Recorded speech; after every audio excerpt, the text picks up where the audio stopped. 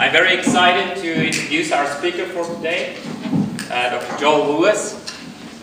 Dr. Lewis earned his PhD in transnational and comparative history at the University of Strathclyde in Glasgow, Scotland.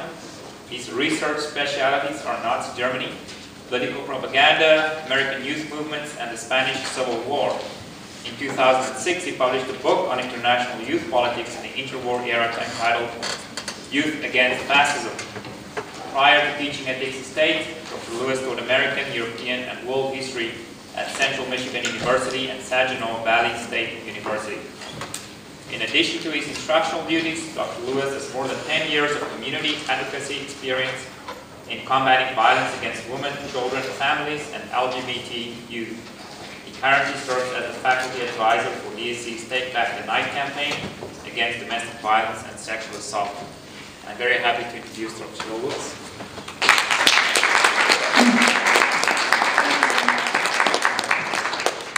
Can everyone hear me all right with this microphone? This is my first attempt at using a wireless mic. Am I projecting all right for people? Or?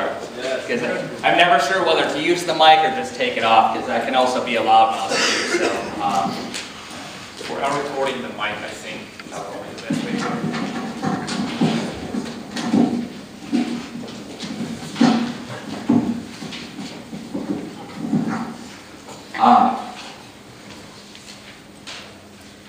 So a couple of comments about the subject material I'm going to be dealing with here today. Number one, to warn people ahead of time. The themes that I'm going to be talking about, the subject material I'm going to be talking about is incredibly emotionally intense, some of it very disturbing, some of it in terms of the language that I'll be using are direct quotes from my mother, who I interviewed for this paper. I apologize ahead of time if people are made uncomfortable by the language or the graphic descriptions that are going to be used. But one request my mom had when I interviewed with her was that I not censor her words. And I don't think with this particular context that we should censor her words. The title of today's lecture is The Dangers of Silence and Historic Violence. I've got a strange title up there because most people don't know about this. Most people think about me as Dr. Lewis. I'm actually Reverend Dr. Lewis. I'd like to speak to you today, though, not as Dr. Lewis, the historian, but as Reverend Lewis, who's concerned about a plague that isn't just impacting our communities, but communities around the world. I'd also like to talk about the fact that I've been a victim of the plague myself. I openly admit here that I'm a survivor of sexual abuse as a child. What I'm going to be doing today is comparing the lives of 3 different people, talking about themes of silence and themes of violence, and trying to ask ourselves the question, can violence be stopped, and what can we do as communities to try and stop these cycles of violence? The first thing I'd like to start off with, though, perhaps one of the most famous quotes about Nazi Germany of all time, comes from this man. He was a Lutheran minister in Nazi Germany, and he gave this quote in the year 1945 after World War II, a man by the name of Pastor Martin Naemler. If you ever go to a Holocaust museum, you probably see this quote on a postcard. Pastor Naemler says, quote, "First they came for the communists, and I didn't speak up because I wasn't a communist. Then they came for the trade unionists, and I didn't speak up because I wasn't a trade unionist. Then they came for the Jews, and I didn't speak up because I wasn't a Jew. Then they came for the Catholics, and I didn't speak up because I was Protestant. Then they came for me, and by that time, no one was left to speak up." What's important about this quote is what Pastor Naemler is reflecting upon is when it comes to violence, and when it comes to the Nazi regime, the reason why the Nazis were able to perpetrate so much violence here in communities was because it was a targeted violence, and if one were not a target of the violence at the time, one often remained in silence and turned their back as your neighbor was persecuted by this regime. One other comment I'd like to make about this, though, is unfortunately, as a historian, most people don't know the historic context of this man. It makes me very angry that he's celebrated as a hero of anti-fascism, because prior to him being rounded up, the reason why Martin Naemler was rounded up was because he started protesting the Nazi war movement. Prior to that, who was one of the most vicious anti-Semites in the entirety of Nazi Germany. He actually used to give sermons saying that it was a shame that God had allowed Jesus to be born a Jew. And he actually did a rewrite of the New Testament, claiming that Jesus was a great Aryan warrior, not a Jew. For the fact that this man has that background, I request of all of you, if you ever go to a Holocaust museum, don't buy a postcard with this quote on it. Because this man's nothing but an anti-Semite and a scumbag. And I hate the fact that he's remembered historically for other things. What I'd like to say, though, is if you want a true religious hero with Nazi Germany, let me introduce you to this guy, who for years and years was forgotten, was rediscovered about 20 years ago, when his Gestapo file was found by one man by the name of Eric Johnson. A man by the name of Father Joseph Spieker. This is a quote from a sermon that Father Spieker gave on Christ the King Day in October of 1934, where he stated quite plainly, he said, "Germany has only one Führer, and that is Christ. All worldly Führers and spiritual Führers are subject to this Führer. We recognize the state's authority, but we are only subject to it insofar as its laws do not stand in contradiction to the laws of our one and only Führer."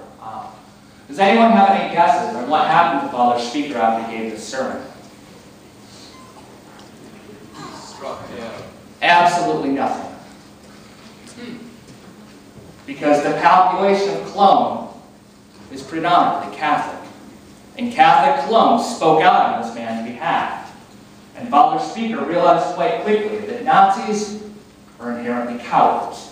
And when people stand as communities and speak out against violence, it stops cycles of violence. For the fact that the Catholics of Cologne continued to speak out on Father Spieker's behalf, he got an opportunity to speak out against this regime over and over throughout his life.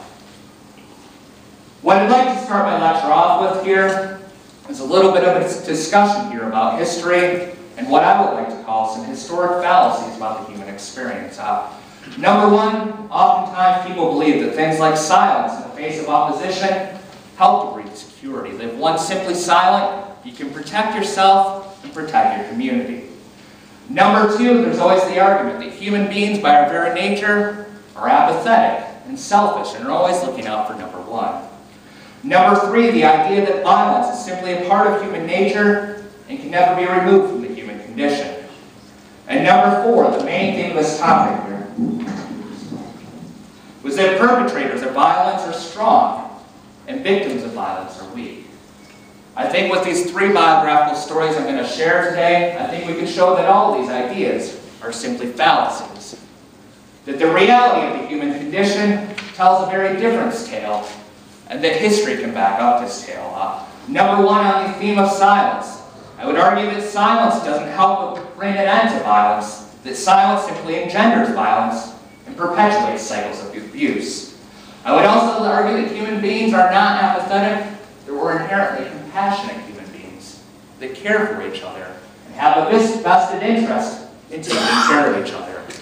Number three is I'm completely unconvinced that it's in human nature to commit acts of violence. I believe that people accept certain social norms and are socialized in the practices of committing violence. And number four, the main theme of my lecture is going to be today, the perpetrators are not strong. The perpetrators are cowards. And that when communities speak out against perpetrators, that the bedrock of strength in those communities are victims who have gone through domestic violence and sexual assault and are willing to break the silence when it comes to their own lives. For any good story, though, as a historian, we're going to tell you a good story and keep your attention here. It means I need a cast of characters. So, of course, today I have a cast of villains and also a cast of heroes I'd like to share with you. Most of you have heard of this first person before, Adolf Hitler, one of the greatest mass murderers in modern history, who tried to portray himself as savior of the German people. Number two, my mother's Uncle Arden. Uncle Arden is hands down simply a pedophile who tried to portray himself as the savior of my mother's family after the death of her father. Number three, my older cousin, Joe Esteban, who was a snake who's going to come into the story at some point and rape my mother in her own home. Number four, my own attacker, my older cousin Paul Names, who I repeat repeatedly had to push off as a young child, as he attempted to molest me while my parents were off at work. And the last person I'd like to introduce you to is my brother-in-law. And he is an individual that I'd like to term today, because I have great hopes for him, as a repentant perpetrator. Because I think Bill Booth is changing, and changing very quickly. If we're going to have a cast of characters, though, every good story needs some heroes. So let me introduce you to the three heroes in my life. Number one, Father Joseph Spieker. We'll talk more about his life and more about his legacy. Number two, Greta Lewis, my mother, who's dedicated her entire adult life to being an advocate against sexual assault. And number three, Libby Booth, my wife, love of my life, and hands down the strongest woman I've ever known.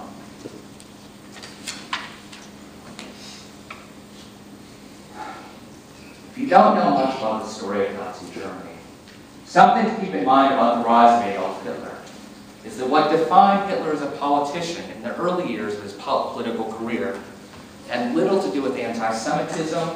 It had to do with economic crisis and the fact that German people were unemployed. To put that in context, when Hitler comes to power in January of 1933, you can even imagine this, unemployment rates in Germany were up to 33%.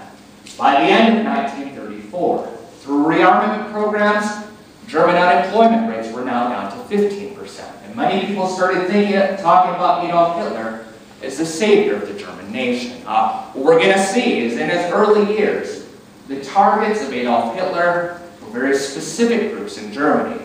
He targeted communists, he targeted Jews, and he targeted union leaders. What's important about that is early on in the Third Reich, many people did not speak out against the violence because they weren't part of those targeted communities. If we use the case study that is the German city of Cologne, one of the most defining features about the city of Cologne is that it has a very devout Roman Catholic population. The role of Father Spieker here in this community is to provide moral leadership. Because one of the first things that Adolf Hitler did upon coming to power, for the fact that this man is a coward, is he passed laws saying it was illegal to slander the Führer's name in public. So what did Father Spieker do? He started slandering the Führer's name in public to see how the Nazis would react.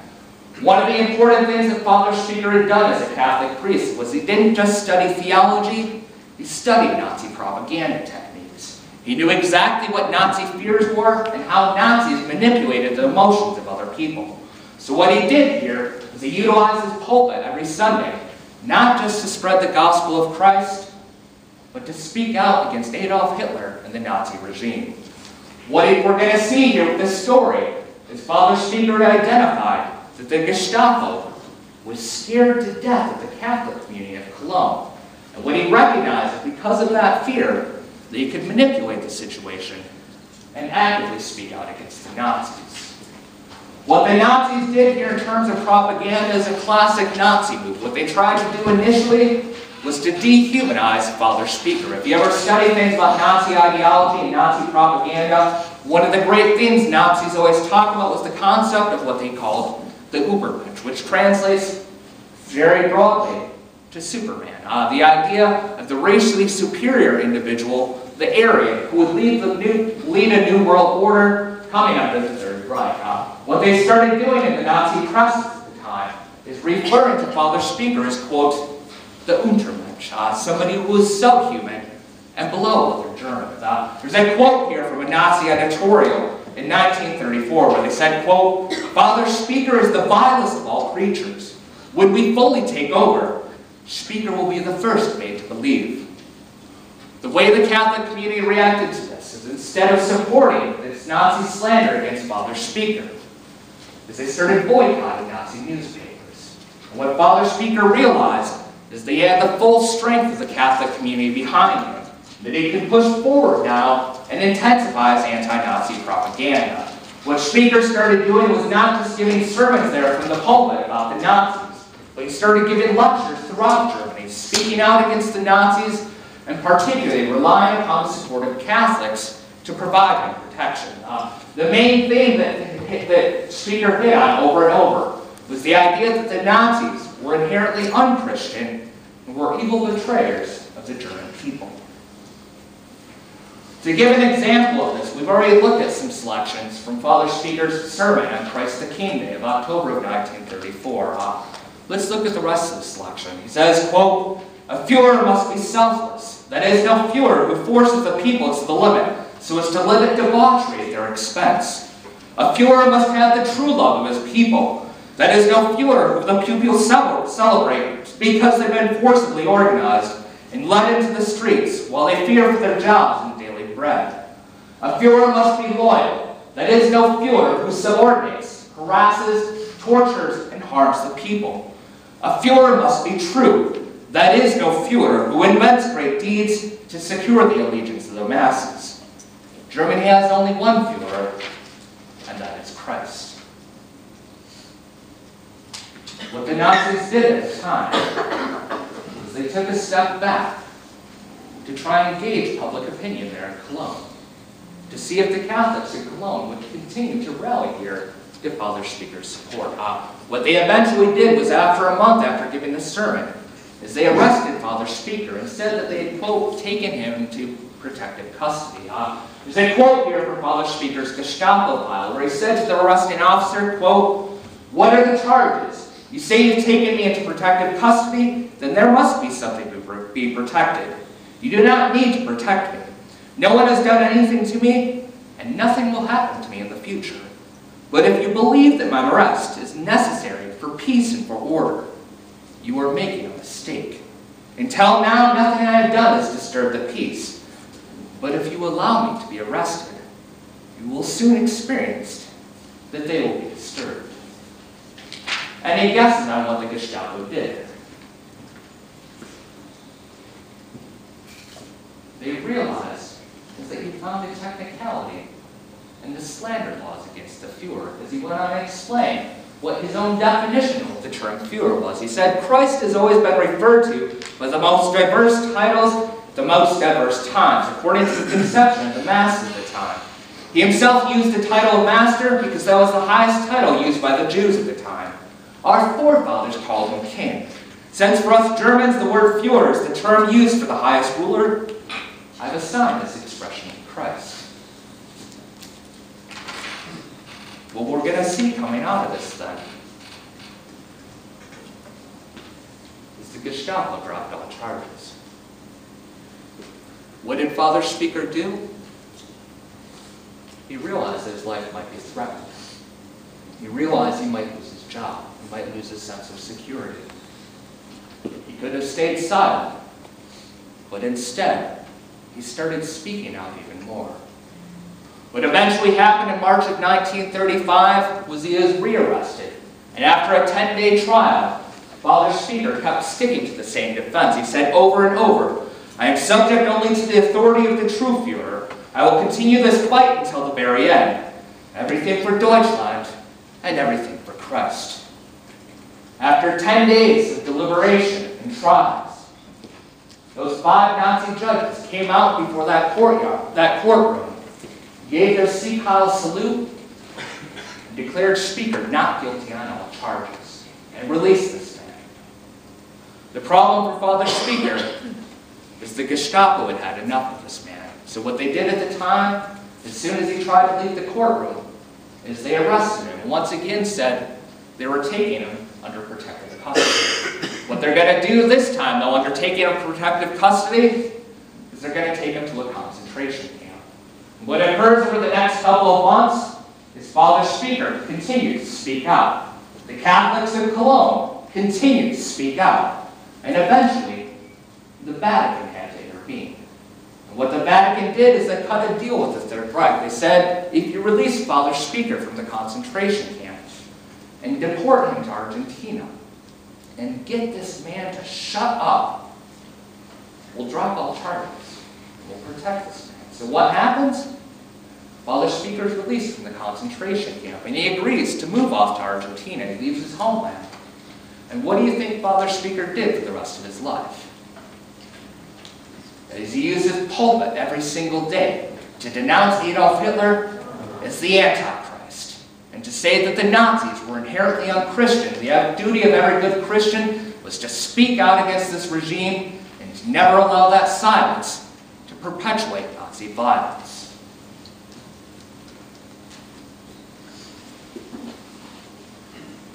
The problem with this story, it's a little harder to tell. Because not only is it the story of my mother, my greatest hero, but it's also my story as a survivor of sexual abuse. To give you some context then about my mother, who at the time was Greta Peterson, the historic context in her background as a child. Like many people who come from poor working class families, it meant that they had extended families living there in the household. She always had multiple generations of grandparents and great-grandparents there living in the households. And people were down on their luck, people drifted in on the house. The problem with this situation is their parents both worked at the same factory, which meant that one of them worked the midnight shift, the other one worked the day shift. So they'd alternate turns on taking care of the kids. But on times when they'd be sleeping, they needed other people for support. And my mother's uncle started stepping into the situation, Uncle Arden. The biggest problem in this situation was that my mother's primary caregiver was her father, who she adored and she was so close with. When she was 10 years old, my grandfather died. And my mother lost her sense of security and the only shield that she had left to protect her from Uncle Arden. My mom's perception of the youth is a pretty normal reaction to a pretty messed up situation. Number one, she internalized the guilt about her father's death. My grandfather had been obsessed with the game of golf, and so every Saturday when he'd go golfing, my mom would go with him and be his caddy.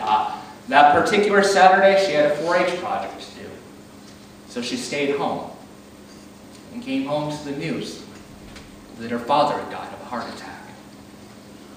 The other problem was there were 2 older sisters at this point and moved out of the house. The only person she had left in that house was her older brother, Nels. And Nels was struggling with his own issues as a teenager. Because Nels was gay, living in a German Lutheran family in a small community, and trying to figure out how to cope with the complexities of being a teenager. So he didn't have the emotional ability to assist his sister. What happened with my grandmother, as soon as my grandfather died, my grandmother became an incredibly emotionally abusive person, not so much through words, but through silence. And the person who stepped in here to try and save the Peterson family was my grandma's older brother, Arden, who was a pedophile. My mom tells this story, which is a pretty common story when it comes to issues of domestic violence and sexual assault with children. As I said before, pedophiles are cowards, so what they try and do is they try and target the weakest links. They try and find ways of manipulating people. With the young kid, the easiest way to manipulate them is to talk about love and to offer them treats. My mom says, quote, "The abuse would happen this way.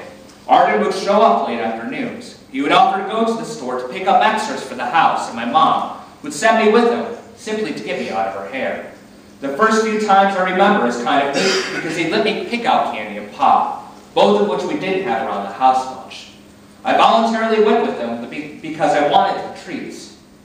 At the age of 7, during one of those trips, he made a turn down a dead-end road. He stopped the piano band and talked to me for a bit, and then started fondling me and telling me it was okay, because he loved me. This progressed to the point where he had me fondling his penis and making me put it in his mouth. He convinced me that I should never tell anyone, because no one would believe me, and then no one would love me."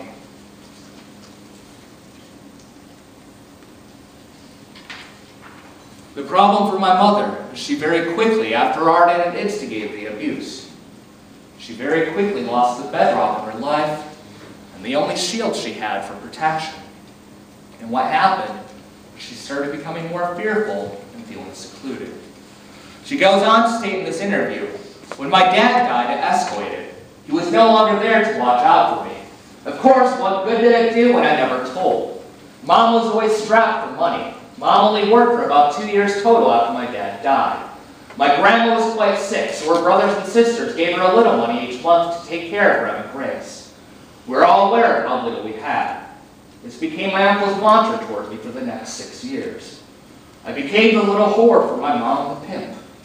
I know that sounds very hard and cruel, but that's exactly how I felt during those years. Mom needed money, he needed to be a pervert, and I was their patsy. Full penetration happened at age 11, and from there till I was 16 it seemed constant. I just turned off any emotional context with myself or the world around me. It was the only way to survive. Did I ever tell my mom? Hell no. He convinced me that it would kill Grandma Grace if I ever said anything, assuming that she'd believe me, and that if I said anything to my mom, he would never help her out with another guy to support her. I was trapped. One of the other problems for my mother, though, has to do with the culture of the world that she was growing up in. A world of silence. She reflects back on this period saying, I think that even with a great support system, it still would have been hard to talk about. The 60s and 70s may have seemed like enlightened times, but the day in and day out daily living was still highly conservative. For instance, I was a junior in high school when Uncle Nels told me that he was gay. I hate to admit it at the time. It wasn't that I thought about him or loved him any different, but I was afraid of what others would think. Not just family, but also friends. And my mom, the conditional love mother, acted like the world had come to an end. So she also used her famous mode of total silence to those around her to show her scorn. I was raised in a very tight-ass German Lutheran family. Like everything in life, if it was unpleasant, you not only didn't talk about it, you buried it deep inside. That is what I lived and learned, which set me up for one disaster after another, until the day I could stand up with my head held high and finally talk about my past, without feeling shame and guilt. That took many, many years. What I'm going to do for the next couple of slides is try and lay out the path to salvation that my mother found, which is a very hard path, but a very rocky path. But the first step for her was an act of defiance here against Uncle Arden. She talks about the importance of this, stating, quote, during those years I had no one to talk to or to talk about what was going on. It was so humiliated, and I was convinced of all the horrible things that would happen to me if I did say anything. I became a very good liar. In 10th grade, I had told Nancy Kaiser for a choir teacher. I absolutely loved her. She was a kind woman and was given a really hard time by all the snobby bitches in my high school. In February of my 10th grade, I was at home doing homework and getting ready for school and remember hearing a car and seeing that damn piano van crunching through the snow in the driveway by the barn. Instant panic. I ran and hid in the bathroom off by the living room. Somehow he knew I was in there. He knocked on the door. I went into survival mode, slammed the door shut, knocking him off balance, ran straight across the living room, out the front door, and just my nightgown and no shoes on. Remember, this is the state of Michigan in February. She's walking through about 2 feet of snow.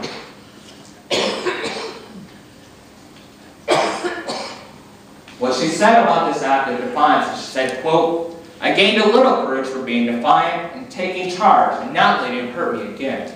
Not too long after that, I got up the courage to talk to Nancy one day after school about what was going on and what had happened. She thought it was a good idea I go talk with Pastor Krause.